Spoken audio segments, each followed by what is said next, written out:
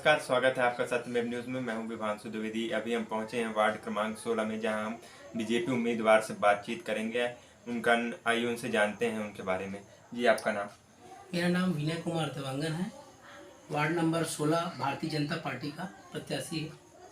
जी, आप इस बार चुनाव में किन मुद्दों को लेकर आप इस बार चुनावी मैदान में उतरे? मैं पिछले साल जब मैं इलेक्शन लड़ा तो यहाँ की जनता का भरपूर आशीर्वाद प्रेम मिला और मैं प्रचंड बहुमत से जनता के आशीर्वाद से मैं जीता और मैं जनता के बीच सतत संपर्क में रहा। 5 साल पूरा हर लोगों के दुख दर्द तकलीफ खुशी में गम में हमेशा शामिल होते रहा और जो उनकी ज़रूरत की चीज़ है शासन के अनुरूप योजना के अनुरूप मैं काम करने की कोशिश किया और हमेशा एक परिवार की तरह, पार्षद की तरह नहीं, मैं एक बेटे की तरह मैं रहा हूँ। जी, आपके प्रतिद्वंदी भी कांग्रेस के कट्टापन नेता हैं। किस तरह से चुनौती आपको लग रही है किस बार के चुनाव में? पिछले चुनाव से इस बार ज़्यादा चुनौती लग रही है, क्योंकि प्रदेश में भी उनकी सरकार है, पिछले में भी उनके अध्यक्ष हैं। किस तरह से इस चुनौती को देखते हैं? मुझे जिस तरह से मेरे कार्यकर्ता उत्साह में है, यहाँ की जनता उत्साह में है, मुझे ये ऐसा लगता नहीं कि बहुत बड़ा चुनौती, लेकिन हम अपने प्रतिद्वंदी को हमेशा मजबूत मानते हैं और हम हमेशा उसकी चुनौती समझ के स्वीकार करते हैं और हमारे कार्यकर्ता इतने सक्षम हैं। ये चुनाव मैं नहीं लड़ रहा हूँ, मेरे एक एक कार्यकर्ता लड़ रहे हैं और मैं जो अपने 5 साल में विकास किया हूँ उस विकास के दम पर मैं काम किया हूँ। राखन भाई भी इस वार्ड में मेरी प्रतिद्वंदी हैं।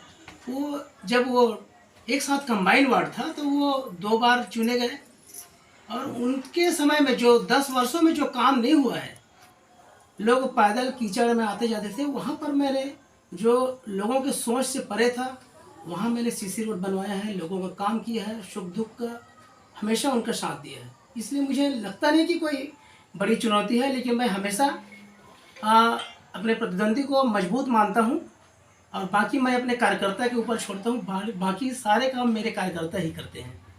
बीते कुछ समय से छत्तीसगढ़ में बात करें या तो फिर आप विधानसभा क्षेत्र में बात करें, तो कहीं ना कहीं बीजेपी का जो वर्चस्व है वो कम होता जा रहा है। या तो प्रदेश की सरकार की बात करें या तो फिर विधायक या उसके नीचे भी बात करें, तो कहीं ना कहीं बीजेपी का जो पहले का जो ओहदा था वो कम होता नजर आ रहा है। तो इस बार के चुनाव में क्या ये आपके लिए चुनौती है?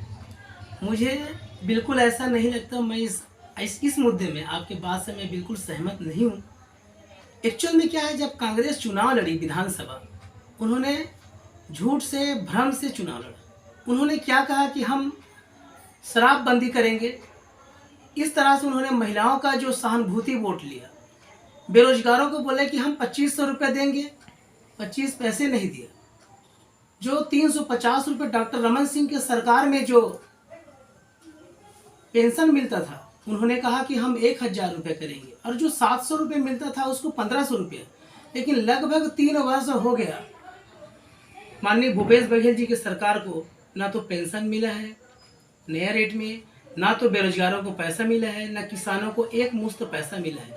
आज धान खरीदी केंद्र में आप जाइए, 25% धान का बोरा सरकार दे रही है, 75% किसानों को लेके आ रही है। तो आप तो भाई 40 रुपये 50 रुपये में एक बोरे खरीदना पड़ रहा है। किसान बहुत नाराज है, शहर की जनता नाराज है।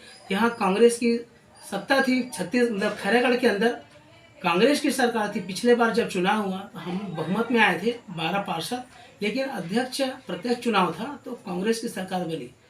जो माननीय विक्रांत सिंह जी ने यहाँ विकास किया था उसका पूरा दुर्दशा करके रख दिए हैं। जैसे कि उदाहरण के लिए सबसे बड़ा उदाहरण है पाइपलाइन विस्तार, इसका पूरा डेमो ही चेंज कर दिया गया। जो छिंदारी डैम से यहाँ आना था उसका डाइवर्सन को चेंज करके शहर को जो अच्छा खासा रोड माननीय विक्रांत सिंह जी ने जो बनाया था वो पूरा क्षतिग्रस्त कर दिए।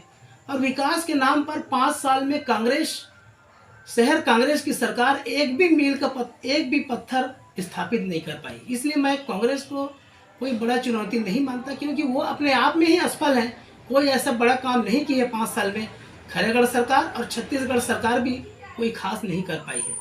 बीते कुछ समय से लोगों के मन में बीजेपी को लेकर एक आक्रोश है, वो महंगाई को लेकर हो या तेल की बढ़ती कीमतों को।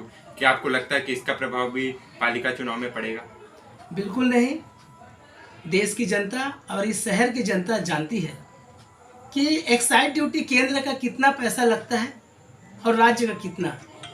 ₹38 राज्य सरकार लेती है और लगभग मेरे जानकारी के अनुसार ₹16 केंद्र सरकार लेती थी, उसमें से ₹5 कम की है, ₹11।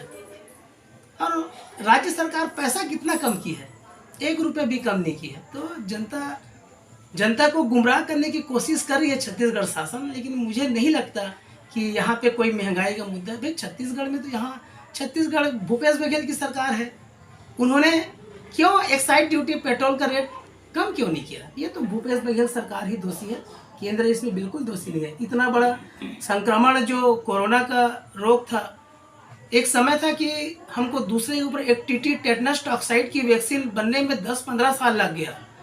बड़े बड़े शीर्ष के 3-4 देशों में से भारत शामिल है कि 1 साल के अंदर कोरोना वैक्सीन बनाया, और हमने मतलब हमारे सरकार और हमारे वैज्ञानिक और डॉक्टरों पे हमें गर्व है, और हमारे प्रधानमंत्री जी पर गर्व है कि उन्होंने इतना अच्छे से काम करवाया और यहाँ पे वैक्सीन भी बना और एक्सपोर्ट भी किए, और देश के लगभग 100 करोड़ जनता को लग चुका है। तो मुझे कहीं नहीं लगता कि कोई केंद्र सरकार के खिलाफ कोई आक्रोश है। यहाँ तो राज्य सरकार के खिलाफ आक्रोश है, और खैरागढ़ शहर में जो कांग्रेस सरकार है उसके खिलाफ में आक्रोश है। यहाँ की कांग्रेस आप बीजेपी पर आरोप लगाती है कि जब उनकी सरकार, जब डॉक्टर रमन सिंह की सरकार सत्ता में थी प्रदेश में, तो यहाँ के जो पार्षद थे उनको, कांग्रेस वालों को बीजेपी सरकार ने कार्य नहीं करने दिया। इस पर आपका क्या कहना है? मैं आपके माध्यम से, मीडिया के माध्यम से मैं स्पष्ट करना चाहता हूँ, हम सभी पार्षद माननीय विक्रांत सिंह जी के साथ माननीय पूर्व मुख्यमंत्री, उस टाइम के वो मुख्यमंत्री थे, वहाँ गए थे। 9 करोड़ रुपया स्वीकृति करा के लाए थे, टेंडर हो गया। परंतु जब छत्तीसगढ़ में सरकार बदली, डॉक्टर रमन सिंह की सरकार बदली, भूपेश बघेल साहब की सरकार आई, तो सारा के सारा 9 करोड़ रुपये वापस चला गया। ये खैरागढ़ के बात नहीं, पूरे छत्तीसगढ़ में हुआ। इवन मेरे ही वार्ड में 25 लाख रुपया वापस हुआ। मेरे प्रतिद्वंदी मर्राखन देवांगन जी बड़े बड़े बातें करते हैं, उनके वार्ड में भी 25 से 30 लाख रुपये वापस हुआ है। मर्राखन देवांगन जी तो कहते हैं, एक बार पेपर में दिए थे, मैंने 60 लाख रुपये लाया हूँ, 70 लाख रुपये लाया हूँ। भाई साहब, माननीय मेरे भाई मर्राखन देवांगन जी, आप दिखा दीजिए 70 लाख का काम कहाँ कराएं। सिर्फ आप व्हाट्सएप फ़ोटो में रहते हैं और आपका सारा काम फ़ोटो में हो जाता है। इसलिए मुझे, और मैं एक बात मैं और कहना चाहता हूँ आपके माध्यम से कि 9 करोड़ रुपये वापस जाने के बाद अभी जो विकास कार्य हुआ है, 14वें वित्त में 3 करोड़ और 15वें वित्त में 80 लाख रुपया रखा हुआ है।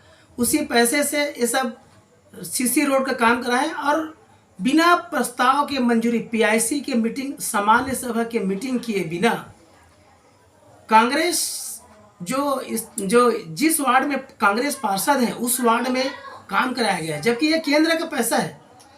इनको चाहिए कि सभी 20 वार्ड में कराना चाहिए, और ये लोग झूठ बोलते हैं। 14वें वित्त के पैसा को ये लोग चुपचाप अपने प्रस्ताव करके मीटिंग करके ये लोग काम कराए हैं।